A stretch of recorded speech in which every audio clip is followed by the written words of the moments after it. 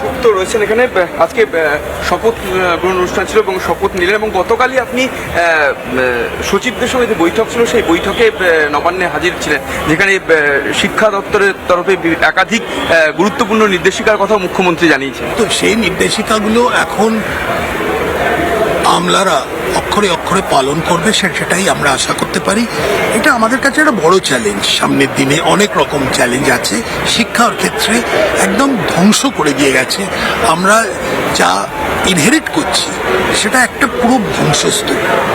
সেইখান থেকে একটা পুনর্নির্মাণ করতে হবে।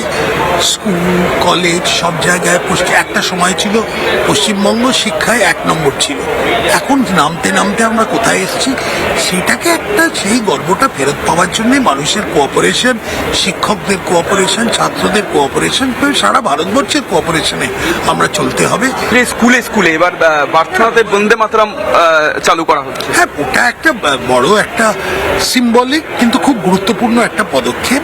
কেন, বন্দে মাতরমের যে গুরুত্বটা সেটা সামনের প্রজন্মের কাছে আমরা পৌঁছে দিতে পারবো, সেই কারণেই এটা করেছে। উচ্চ মাধ্যমিকের ফলাফল বেরিয়েছে এবং কলেজে ভর্তি করে আশা করি সবাই ভালো ফলাফল করবে। কলেজগুলো তো একটু আমাদের দেখতে হবে, সামনের দিনে দেখবো কি করেছে। কিন্তু সব থেকে বড় কথা যে অ্যাডমিশন, রিক্রুটমেন্ট, সেগুলো যেন একদম পুরোপুরি ট্রান্সপারেন্ট হয়। কতগুলো আমরা গতকালই চিফ মিনিস্টার একটা অ্যানাউন্স করে দিয়েছে যে অনেকগুলোই অনলাইনে হবে। শেষ প্রশ্ন, শিক্ষামন্ত্রীর দায়িত্বে কি স্বপন দাশগুপ্ত?